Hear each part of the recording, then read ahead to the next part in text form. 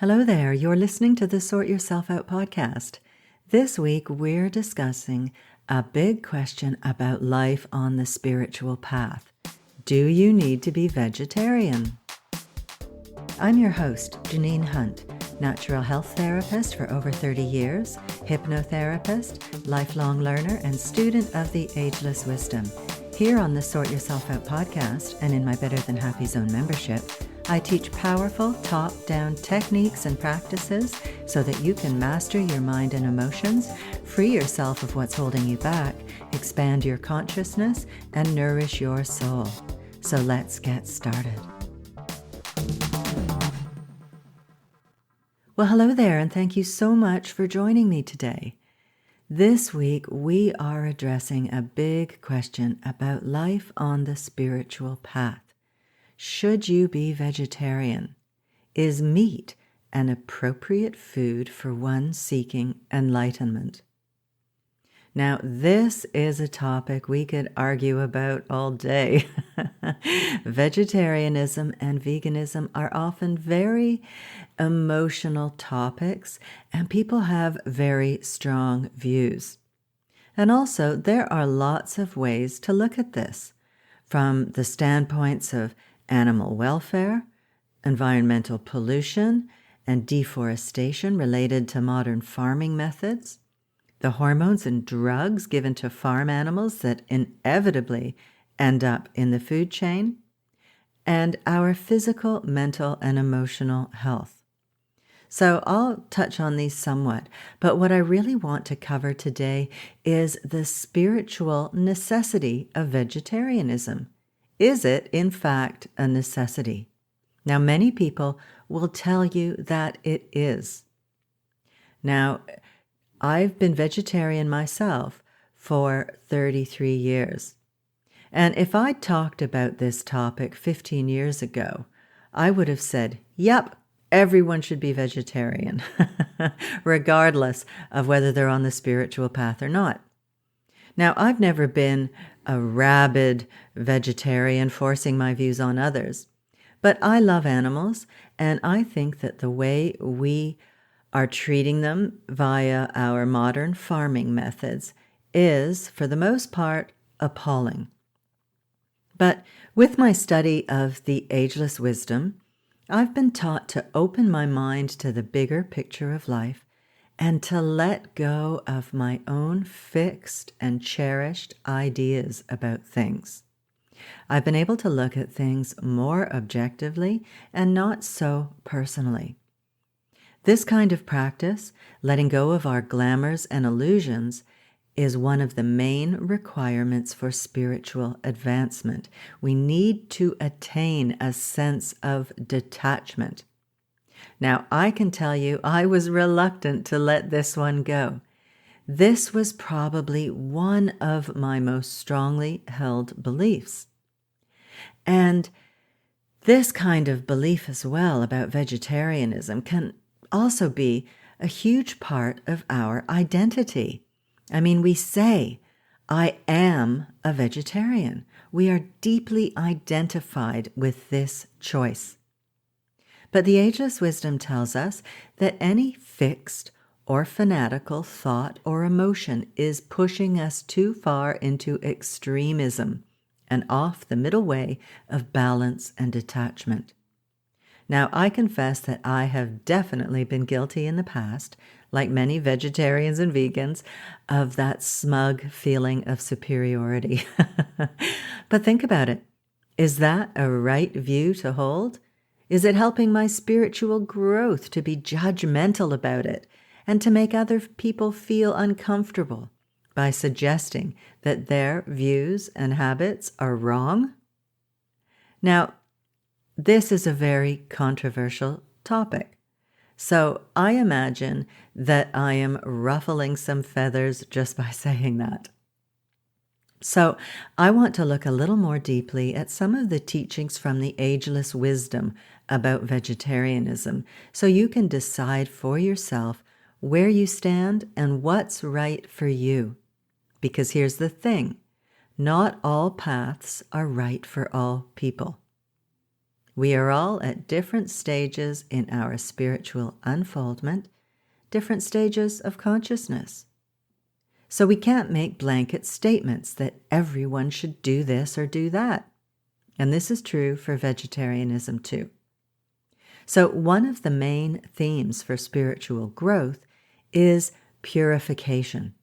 At a certain stage on the spiritual path, we need to purify our being on all levels so that the lower energies of the ego are released to make way for the higher energies of the soul. We simply cannot contact higher energies when our physical vehicles are clouded by glamour and illusion, and also poor nutrition.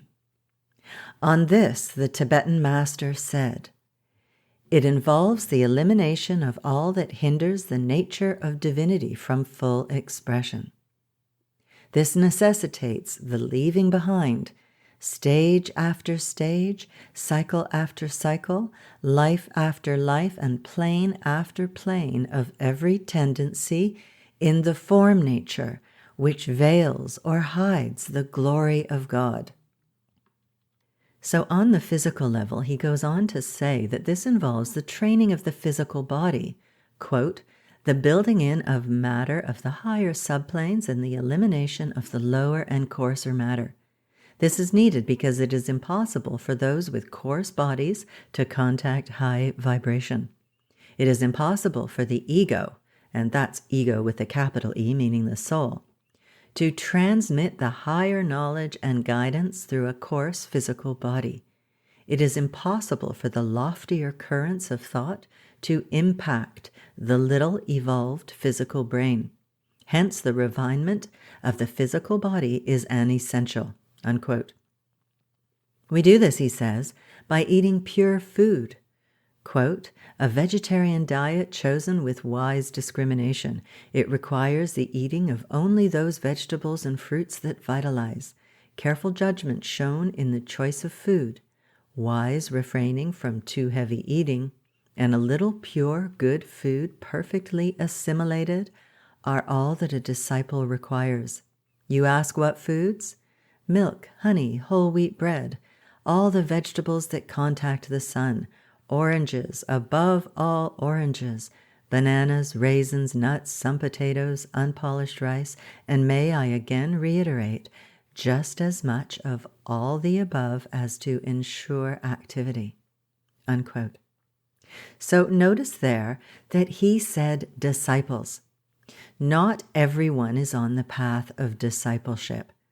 You'll probably have a pretty good idea if you are. And if you're fairly new to the spiritual path, then this will likely not concern you so much, but it will later on. And FYI, the other forms of physical purification he suggests are cleanliness. Much use of water externally and internally is vitally required. Sleep. This should always be between the hours of 10 in the evening and 5 in the morning, and as much as possible out of doors. Well, that last little bit is not going to be much of a goer for us these days. And also sunshine. He says contact with the sun should be much sought after, and the vitalization that comes from its rays. The sun kills all germs and frees from disease. And he says that when these 4 requirements are attended to adequately, a definite process of elimination proceeds, and in the course of a few years, the whole physical body shifts its polarization gradually up until ultimately you will have a body composed of atomic subplane matter. This may take several incarnations, but it should be borne in mind that at each fresh incarnation, a body is taken of the exact quality, if I may so put it, as the one previously discarded at death. Hence, time is never lost in building." Unquote. So isn't that interesting? Your endeavors to purify your being pay off not only in this lifetime, but you also benefit in future ones. A little extra incentive for you there. So we've discussed purification, And another of the main themes for spiritual growth is discipline. Now, I'm aware that talking about purification and discipline will have many of us running for the hills. But these, like it or not, are a part of the spiritual path. And for some of us, they won't seem quite so unpalatable. Now, don't even get me started on redemption, relinquishment, and sacrifice. Oh my God, who would go there? But alas, we do. And I haven't even mentioned the C word yet. Celibacy. Yep, I went there. That's what I said. Celibacy. At a certain point on the path, we need to gain control of the physical nature.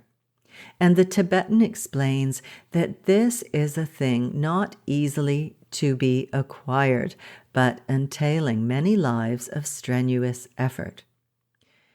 Through abstinence, right continence, that's another C word meaning the previous C word, clean living, vegetarian diet, and rigid self-control, the man gradually raises the vibration of his physical atoms, builds a body of ever greater resistance and strength, and succeeds in manifesting forth a sheath of greater refinement, he says.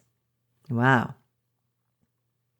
So in what I'm going to say next, you can see the complexity of the spiritual path and why treading the spiritual path is known as walking the razor-edged path between the pairs of opposites. Because we humans have a tendency to take things too far, to swing too far from one side to the other with fanatical abandon. He says that we have to guard against thinking that purification is related only to the physical plane life, where these physical disciplines have been put in the place of emotional loveliness, mental clarity, and intuitional illumination. He says when we are too occupied with the physical, the thoughts of the aspirant become focused downwards into matter and not outwards and upwards into light. He goes on to say that once they have learned that control and once they can no longer be swayed by the appetites of the flesh, they can be married or not married. They can eat meat or not eat meat as seems best to them, and as their karma may indicate or their circumstances dictate. Once that has been proven, the situation is altered. The physical disciplines are a phase of training, and when the lesson is learnt, they are no longer needed. Phew! So the Tibetan also spoke of how there are cycles of souls incarnating who are preparing for initiation, meaning an expansion of consciousness, so that there is the gradual coming in of human beings who are vegetarians by natural inclination and by the appearance of souls who are interested specifically in the welfare and nurture of the animals, as is the case now. We see a lot of that. So we have the cyclic appearance of a whole group of humans who have a definite karmic relation to the animal kingdom. And this is the important thing. If people are going to eat meat, humans are here in the grander sense of things, to be the uplifters and caretakers of the lower kingdoms. The lower kingdoms are divine beings too, also on an evolutionary path.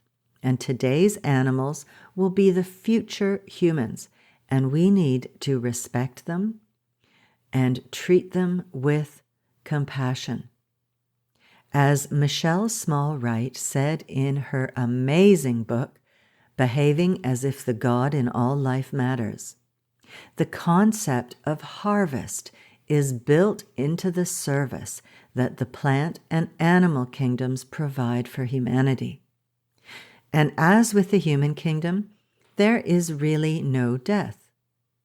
It is how the life is lived that matters, and humanity has great progress to make in its custodianship of our little brothers. And I think this is one point we can all agree upon, whether we advocate eating animals or not. So there's my take on vegetarianism on the spiritual path. There is no one cut and dried answer to this. And also, I'm not claiming to have put forth all of the issues involved. However, this is all about the bigger picture of life, being in the world and not of it, knowing who we are, and anchoring our spirit into our daily lives on the physical plane, living with grace and balance, and not swinging violently around with strong emotions that are ultimately separative and keeping us focused in our lower natures. So there we go. I hope you found this interesting, and I really hope that you can take this with objectivity. I hope I'm not going to get hate mail. This objectivity is part of what I've been discussing. It is built into the spiritual path. So, beyond all that, here's something else to help you on your spiritual path: meditation. If you don't meditate already, I recommend that you download my free quick start guide to doable meditation. In it, I provide really simple, no-fuss instructions on how to meditate, and I'm talking meditation that takes as little as 5 minutes, and you will feel the benefit. It also includes tips to make sure you can fit it into your day and to move past any resistance you might feel about starting a daily meditation practice. So do give it a go, as meditation is the technique to advance you on your spiritual path and to anchor the qualities of your soul in your daily life. And if you really want to move forward on your spiritual path, you might want to join my Better Than Happy Zone membership, which is full of trainings, techniques, and practices to help you do just that. Have a look at betterthanhappyzone.com. So to get my free quick start guide to doable meditation, you can go to the inspirationcloud.com/SYO84. Those are the numbers 84. That's the inspirationcloud.com/SYO84. And I will put a link in the show notes. Okay, my friend, that's all for today. Thanks so much for spending your time with me. I think it's lovely that you do, and I really do appreciate it. Take care, and I'll see you next week. Thanks so much for listening and for sharing this podcast and for subscribing and leaving me a lovely 5-star review on iTunes. Those things really help to get the podcast out there so that it can serve more people. If you have any questions or would like me to address a certain topic, I'd love to hear from you. You can email me at info@theinspirationcloud.com. Thanks again, and I'll see you next week.